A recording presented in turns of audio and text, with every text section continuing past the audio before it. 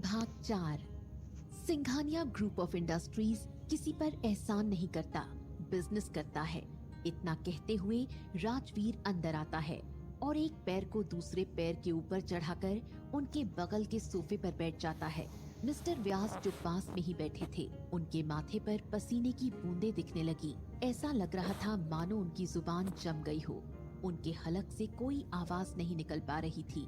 उस शांत माहौल को भंग करते हुए राजवीर ने फिर से बोला, मिस्टर व्यास, आपकी बेटी ने जो मेरे डैड के लिए किया, उसके लिए मैं तहे दिल से शुक्रिया अदा करता हूँ और इसके बदले में आपकी कंपनी के साथ 100 करोड़ की डील करना चाहता हूँ। मिस्टर व्यास बोले, आपका मतलब? मैं अपने 100 करोड़ रुपए आपकी कंपनी के प्रोडक्ट पर लगाना चाहता हूँ और आपकी कंपनी के डाउन होते शेयर की वजह से मैं ये डील 2 दिन के अंदर फाइनल करना चाहता हूँ। मिस्टर सिंघानिया, आप जब बोले। मिस्टर व्यास, आपने शायद ध्यान नहीं दिया। मैंने कहा था मैं बिजनेस करता हूँ, एहसान नहीं। तो इस डील को फाइनल करने से पहले मेरी एक शर्त है। कैसी शर्त? मिस्टर व्यास अंदर ही अंदर डर रहे थे, क्योंकि उन्हें मालूम था राजवीर सिंघानिया किस स्वभाव का व्यक्ति है और उन्हें ये भी मालूम था कि राजवीर सिंघानिया जो चाहता है वो हासिल कर लेता है। मैं आपकी बेटी से शादी करना चाहता हूँ, वो भी डील फाइनल करने से पहले। मिस्टर व्यास अवाक होकर देखते रह जाते हैं। राजवीर, ये क्या बदतमीजी है? कम ऑन डैड, आप और मॉम भी तो यही चाहते थे कि आपकी बहू आरोही बने। फिर पता नहीं क्यों आप लोग अपनी बातों से पीछे हो गए। राजवीर, लेकिन ये गलत है। हम आरोही को पसंद करते हैं, अपने घर की बहू बनाना चाहते हैं, लेकिन एक इज्जत के साथ, किसी डील या समझौते से नहीं। डैड, ये शादी भी पूरी इज्जत मान से ही होगी। तुम इस शादी को इज्जत कह रहे हो? ये सीधा सीधा ब्लैकमेलिंग है, फायदा उठा रहे हो तुम। सॉरी डैड, मेरी नजर में यही सही है। मिस्टर सिंघानिया आगे कुछ नहीं बोल पाते। सो मिस्टर व्यास, आप डिसाइड कर लीजिए कि आपको क्या करना है। और वैसे भी एक बात याद रखिए, आपकी कंपनी डूबने वाली है तो उसकी नीलामी होना तय है, जिसे मैं ही खरीदने वाला हूँ। राजवीर बेटा, तुम ये क्या बोल रहे हो? यस डैड, अब मैं सिंघानिया ग्रुप ऑफ इंडस्ट्रीज में कुछ नया प्रोडक्ट भी लॉन्च करना चाहता हूँ।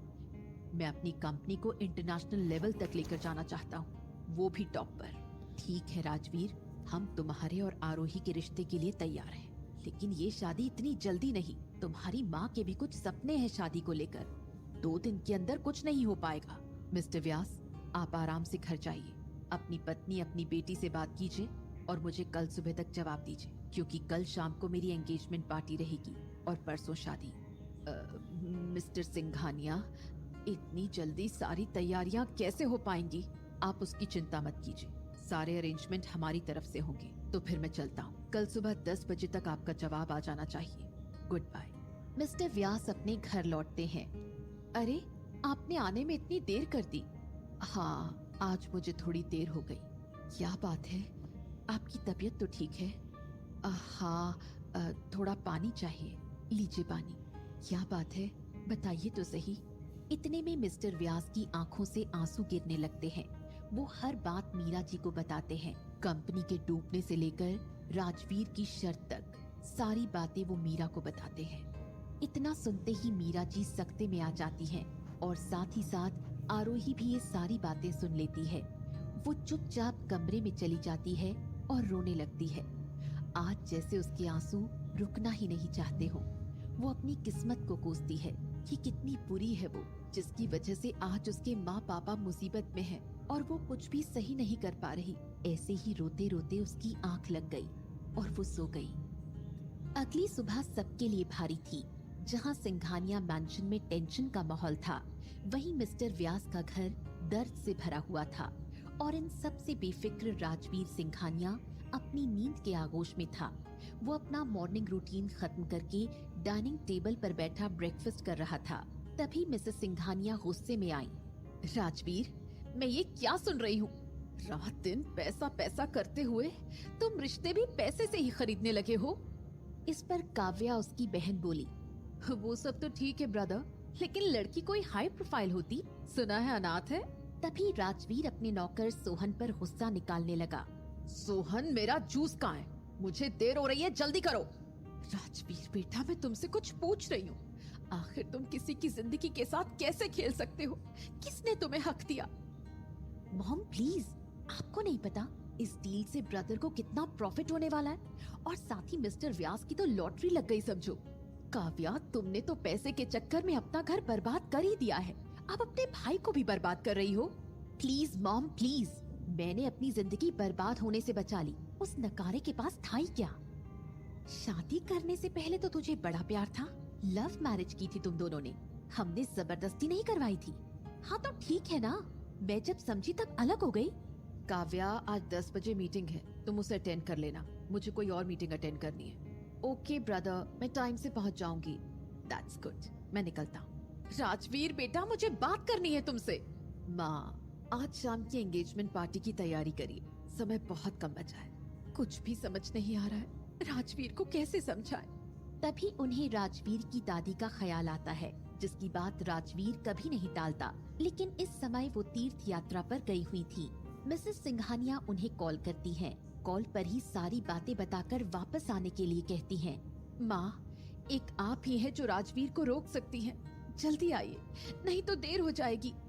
राजवीर सिंघानिया जैसे ही ऑफिस के अंदर जाता है, उसकी सेक्रेटरी नमिता उससे कहती है, सर, आपसे कोई मिस आरोही मिलना चाहती है। इतना सुनते ही राजवीर सिंघानिया के चेहरे पर एक कुटिल मुस्कान आ गई। 2 कप कॉफी का ऑर्डर देते हुए वो अंदर चला जाता है। हेलो मिस आरोही, मिलने के लिए इतनी बेताब थी कि आज शाम का इंतजार नहीं कर पाई। आपको तो शाम की तैयारी करनी चाहिए थी, आखिर हमारा आज स्पेशल दिन है। इतने में आरोही थप्पड़ मारने के लिए हाथ उठाती है, तब तक राजवीर उसका हाथ पकड़ लेता है और गुस्से में उसके हाथ को मरोड़ते हुए अपने चेहरे को उसके चेहरे के पास ले आता है। अब और नहीं, और कैसी भारतीय नारी हो तुम, जब देखो तब अपने पति के ऊपर हाथ उठाने को तैयार रहती हो, और साथ ही साथ तुम तो संस्कारी भी हो, ये सब शोभा नहीं देता। दर्द की वजह से आरोही की आंखों से आंसू निकलने लगते हैं। वो खुद को संभालती है। मुझे आपसे शादी नहीं करनी है, आप भी जानते हैं मैं किसी और को पसंद करती हूँ। इतना सुनते ही राजवीर उसका हाथ छोड़ देता है और जाकर सोफे पर बैठ जाता है। जानता हूँ, प्लीज आप समझिए, और जैसे आप सबके साथ डील करते हैं वैसे ही पापा के साथ करके उनकी कंपनी को बचा लीजिए। ठीक है, मैं शादी के लिए मना कर देता हूँ। थैंक यू, मुझे पता था आप समझ जाएंगे, और अब मैं चलती हूँ। और जैसे ही आरोही जाने के लिए पीछे मुड़ती है, राजवीर उसे रोकते हुए कहता है, मेरी पूरी बात तो सुन लो। ठीक है, मैं शादी के लिए मना कर देता हूँ, और परसों व्यास एंटरप्राइजेस की नीलामी में मैं उसे खरीद लेता हूँ और पूरी तरह से उस कंपनी का इकलौता मालिक बन जाता हूँ। इतना सुनते ही आरोही के चेहरे का रंग उड़ जाता है। वो बर्फ सी जमी उसे देखती रह जाती है।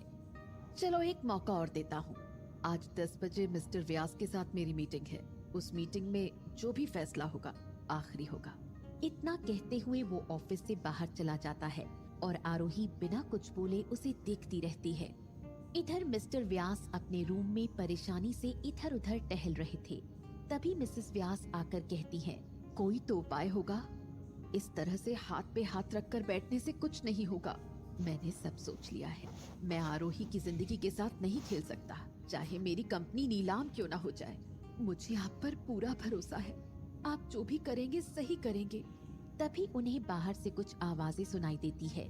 वो लोग बाहर आते हैं तो देखते हैं आरोही कुछ लोगों के साथ हाथ में बैग्स पकड़े हुए खड़ी है और उनसे सब सामान एक जगह रखने के लिए कहती है। बेटा आरोही, ये सब क्या है? पापा, शाम को एंगेजमेंट है आपकी बेटी की, माना सब कुछ सिंघानिया संभाल रहे हैं, लेकिन खुद को तैयार हमें ही करना है, तो मैंने सबके लिए शॉपिंग कर ली। मिस्टर व्यास रोते हुए आरोही को गले लगा लेते हैं। सॉरी बेटा। पापा, मैं ये शादी करने के लिए तैयार हूँ, आप राजवीर सिंघानिया को हाँ बोल दीजिए। सिंघानिया मैंशन एक बार फिर दुल्हन की तरह सज चुका था। मेहमानों को फोन के जरिए ही निमंत्रण भेजा जा रहा था। सब कुछ इतना जल्दी करना था कि किसी के पास आराम करने की फुर्सत नहीं थी। ऊपर से राजवीर सिंघानिया का ऑर्डर, जितनी जरूरत हो वेडिंग प्लानर और स्टाफ बुला लो, लेकिन रात की पार्टी में कोई कमी नहीं होनी चाहिए। मिसेस सिंघानिया अभी भी परेशान थी। राजवीर को समझाना चाहती थी, लेकिन वो तो उन्हें इग्नोर कर रहा था। तब तक दादी माँ भी आ गईं। वो आते ही सीधा राजवीर के रूम में गईं। उनके साथ साथ पूरी फैमिली भी राजवीर के रूम में गई। राजवीर ने जब दादी माँ को देखा तो वो खुशी से उनके गले लग गया। दादी, आप कब आए? पहले तो ये बता, ये सब क्या चल रहा है? अगर तुझे लड़की पसंद है तो हमें कोई प्रॉब्लम नहीं है, लेकिन इतनी जल्दबाजी क्यों? दादी, मुझे लगा था आप समझेंगी, लेकिन आप भी सबकी तरह। अब बताएगा भी? आप सब लोग चाहते थे कि मैं शादी कर लूं। अब जब कर रहा हूं तो भी आप लोगों को प्रॉब्लम हो रही है। राजवीर, हमें शादी से प्रॉब्लम नहीं है, हमें तुम्हारी इस डील से प्रॉब्लम है। बताओ दादी को। आप लोग समझ नहीं रहे हैं, ऐसा करने से दोनों कंपनियों को प्रॉफिट ही प्रॉफिट है। चलो माना व्यास एंटरप्राइजेस डूबने से बच जाएगी, लेकिन हमारी कंपनी को इससे क्या फायदा? 100 करोड़ की डील में मुझे तो कहीं भी फायदा नहीं दिख रहा। डैड, मैं पहले ही बोल चुका हूँ, मुझे कंपनी को इंटरनेशनल लेवल तक ले जाना है। जो और भी तरीके हैं इंटरनेशनल लेवल तक ले जाने के लिए, और मुझे ये भी भरोसा है तुम व्यास एंटरप्राइजेस के बिना ही टॉप पर जा सकते हो।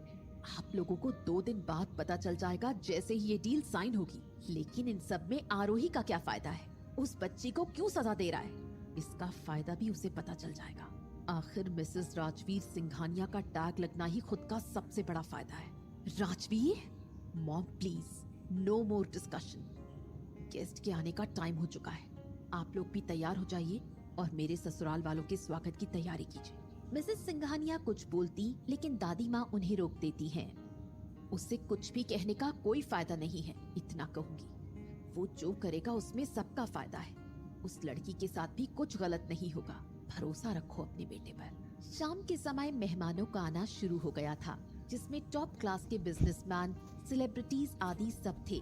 लेकिन सबके चेहरे पर हैरानी साफ नजर आ रही थी। आखिर वो भी जानना चाहते थे कि कौन लड़की है जिससे आज राजवीर सिंघानिया की सगाई हो रही है, और वो भी इतनी जल्दी। राजवीर के दोस्त राज, प्रिया, शिवांश, अदिति, नेहा किसी न किसी कारण से आउट ऑफ टाउन थे, जिसके कारण उन्हें इस बात की भनक भी नहीं थी। यहाँ तक कि गौरव भी इस बात से अनजान था। आरोही इस समय इतना उलझ चुकी थी कि उसे गौरव का ख्याल ही नहीं रहा। राजवीर सिंघानिया भी अपनी फैमिली के साथ मेहमानों के बीच आ चुका था। सब बेसब्री से मिस्टर व्यास एंड उनकी फैमिली का इंतजार कर रहे थे। ब्रदर, तू श्योर है ना कि आरोही आएगी? उसे आना पड़ेगा, क्योंकि राजवीर सिंघानिया ने जिस चीज को चाहा है, जिस डील को चाहा है, उसे पाकर ही रहा है। बेटा, आरोही तेरी होने वाली बीवी है, कोई डील नहीं। प्लीज मॉम, फिर से अब शुरू मत हो जाना। सब लोग मेहमानों से बात करने लग जाते हैं। टाइम भी बढ़ता जा रहा था, लेकिन अभी तक व्यास फैमिली नहीं आई थी। ब्रदर, मुझे लग रहा है आज तुम्हारा तमाशा बनाकर छोड़ेगी वो लड़की। राजवीर गुस्से में दांत पीसते हुए असिस्टेंट माधव को कॉल करने लगा। तभी उसे सामने से मिस्टर व्यास एंड उनकी फैमिली आते हुए दिखाई दी। राजवीर ने एक बार आरोही को देखा तो देखता ही रह गया। नेवी ब्लू कलर के लॉन्ग गाउन में वो बला की खूबसूरत लग रही थी। फिर वो चलते चलते राजवीर के पास आकर खड़ी हो गई। वहाँ मौजूद सभी लोग हक्के बक्के रह गए, क्योंकि किसी को भी सिंघानिया ग्रुप ऑफ इंडस्ट्रीज का रिश्ता व्यास एंटरप्राइजेस जैसी कंपनी के साथ हजम नहीं हो रहा था। कुछ तो इस बात से जल रहे थे कि अब व्यास एंटरप्राइजेस की मार्केट वैल्यू बढ़ जाएगी, क्योंकि जिसके साथ सिंघानिया ग्रुप होता है उस कंपनी की तरक्की को कोई नहीं रोक सकता। थोड़ी देर बाद राजवीर और आरोही ने रिंग एक्सचेंज की। सबने उन्हें बधाई दी और अपने घर चले गए। अब बची दोनों फैमिलीज ने साथ में डिनर किया और आपस में अपने रिश्ते और मजबूत करने लगे। लेकिन राजवीर और आरोही दोनों एक दूसरे को गुस्से की नजर से देख रहे थे और एक दूसरे को इग्नोर कर रहे थे। तभी दादी माँ और मिसेस सिंघानिया आरोही के पास आईं। दादी माँ बोली, कितनी प्यारी बच्ची है, हमारा राजवीर कितना लकी है। माँ, मुझे तो आरोही बहुत पहले से ही पसंद थी, बहू बनाना चाहती थी, लेकिन राजवीर ऐसा करेगा ये मुझे नहीं पता था। मिसेस व्यास, इसके लिए मैं आपसे माफी चाहूंगी। कोई बात नहीं, अब जो होना था वो हो गया। हमेशा खुश रहो आरोही। थोड़ी ही देर बाद व्यास फैमिली भी अपने घर वापस आ गई, क्योंकि कल सुबह ही उन्हें सिंघानिया मैंशन शिफ्ट होना था। कल की शादी की सारी रस्में सिंघानिया मैंशन से होने वाली थीं।